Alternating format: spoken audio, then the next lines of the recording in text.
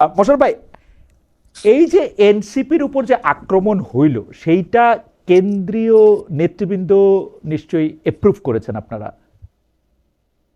না, জনাব খালেদ মহিউদ্দিন, আপনি লক্ষ্য করবেন যে বিএনপি প্রায় 5 মাস রাষ্ট্রের দায়িত্ব নিয়েছে, এখন পর্যন্ত কোথাও এই ধরনের ঘটনা ঘটে নাই। বরং আমি মনে করি হবিগঞ্জে যে ঘটনাটি ঘটেছে এটা একটা দুঃখজনক এবং এটা বিচ্ছিন্ন ঘটনা।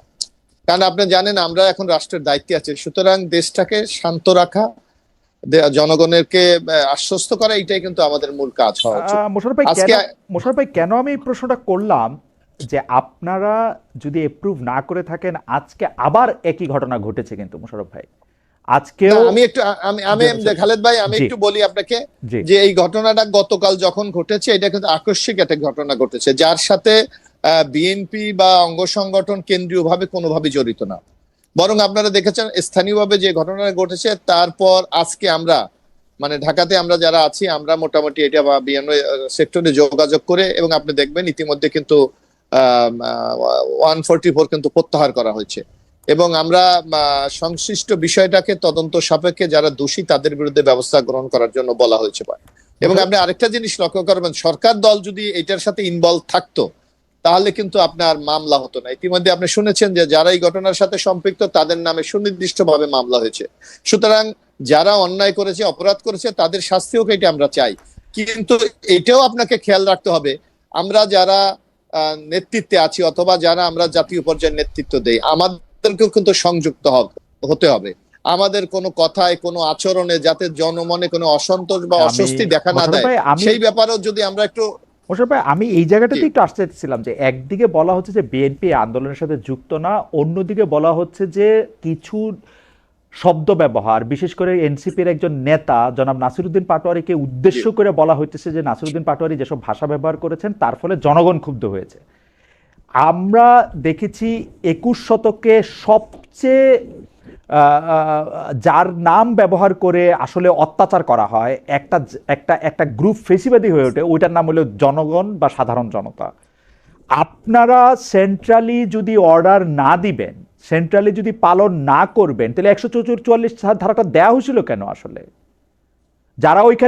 যারা ওইখানে আন্দোলন মানে মারামারি করলো তাদেরকে গ্রেফতার কেন করা হয় নাই? প্রশাসনকে তো আমরা দেখলাম, প্রশাসনের সাথে এনসিপি নেতৃবৃন্দের কি কথাবার্তা হয়েছে আসলে। না, আপনি একটু যদি বলেন, একটু ব্যাখ্যা যদি করেন। না না আমি যদি আপনি আমাকে যদি একটু শেষ করতে দেন তাইলে আপনি কি লক্ষ্য করবেন যে কালকের ঘটনাটা যেটা ঘটেছে এটা সম্পূর্ণ ছিল অনাকাঙ্ক্ষিত, এটা কোনোভাবে আমাদের দলের সাথে সম্পৃক্ত না। এখন আপনি বলেন যে জনাব পাটোয়ারি সাহেব যে বক্তব্যগুলি বাংলাদেশে দিচ্ছেন, নিশ্চয়ই আপনি নিউ ইয়র্কে থাকলেও বাংলাদেশের রাজনীতি, বাংলাদেশের নেতৃবৃন্দের আচরণ, চলাফেরা, কথাবার্তা, বক্তব্য নিশ্চয়ই আপনার নখদর্পণ।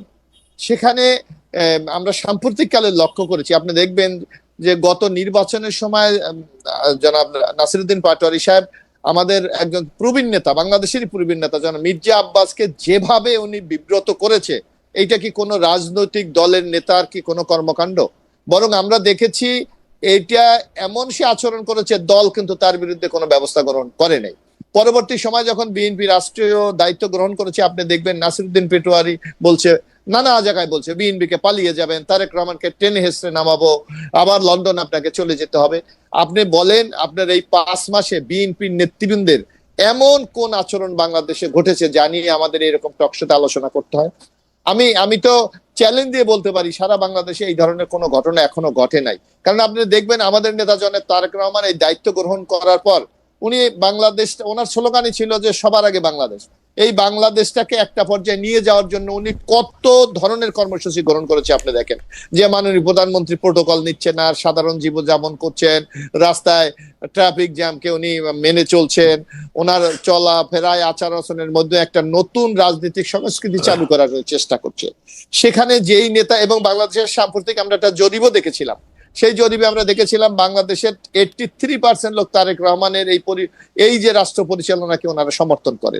সুতরাং একমাত্র নাসিরউদ্দিন পাটোয়ারির আচরণ, কথাবার্তা যদি আপনি একটু দেখেন, তাহলে যে কোনো মানুষ সংক্ষুব্ধ হবে কিনা একটু আপনার কাছে আমি বিনীতভাবে একটু অনুধাবন করার জন্য। মোশাররফ ভাই, আপনার শেষ হইলে আপনি এবং অভয় দিলে, অনুমতি দিলে আবার একটু বলি।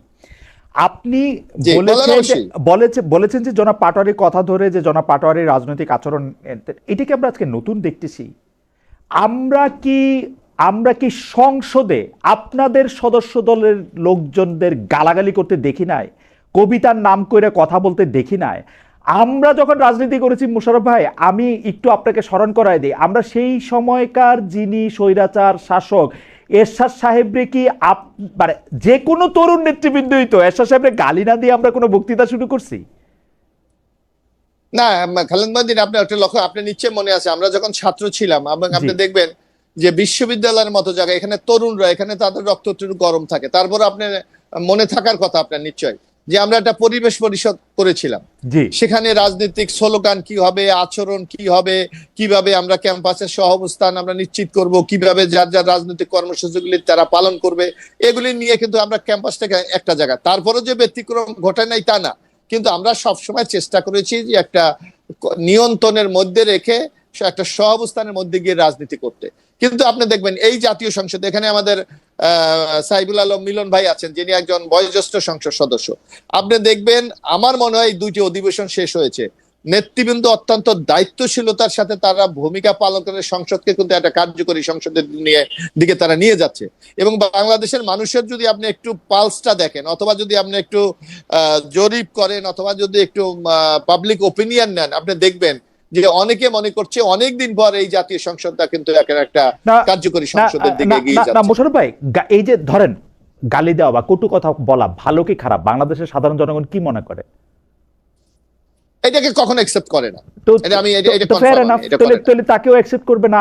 তাকে ধরে না না, মাইর দিতে এটা হবে কেন? এটা এটা তাকে ধরে মাইর দিতে খালেদ হবে কেন? সাহেব, না না, মাইরের ব্যাপার না, এই যে আমরা বলছি তো ঘটনাটা সম্পূর্ণ একটা বিচ্ছিন্ন ঘটনা, যার সাথে আমাদের কেন্দ্রীয় রাজনীতি বা কেন্দ্রীয় নেতৃত্বের কোনো সংযোগ ছিল না। আমরা যখনই এই ঘটনাটা আমাদের নজরে এসেছে, আপনি দেখবেন 144 দিয়ে যাতে কোনো ফার্দার কোনো ঘটনা না ঘটে সেই সেই ব্যবস্থা আমরা গ্রহণ করেছি। এবং 144 আজকে ধারা দেওয়া ইতিমধ্যে 144 ধারা কেন দেওয়া হয়েছিল? না, 144 না হলে আপনি হবিগঞ্জের অবস্থা দেখেছেন যে কি অবস্থা না, দুই পক্ষের মধ্যে। হবিগঞ্জে তো বিএনপির একজন নেতার নেতৃত্বে বা কয়েকজন নেতার নেতৃত্বে, সদস্যদের নেতৃত্বে এইটা মানে এক ধরনের উত্তেজনাকর পরিস্থিতি সৃষ্টি করে রাখা হয়েছিল। তো পুলিশের উচিত ছিল তাদের সেখান থেকে ভাগায় দেওয়া, তাই না? না, এটা ধরেন, শোনেন, একটা আমাদের দেশে একটা সংস্কৃতির মধ্যে আমরা দীর্ঘদিন ছিলাম, যারা মহিউদ্দিন খালেদ মহিউদ্দিন সাহেব, এই কালচার থেকে তো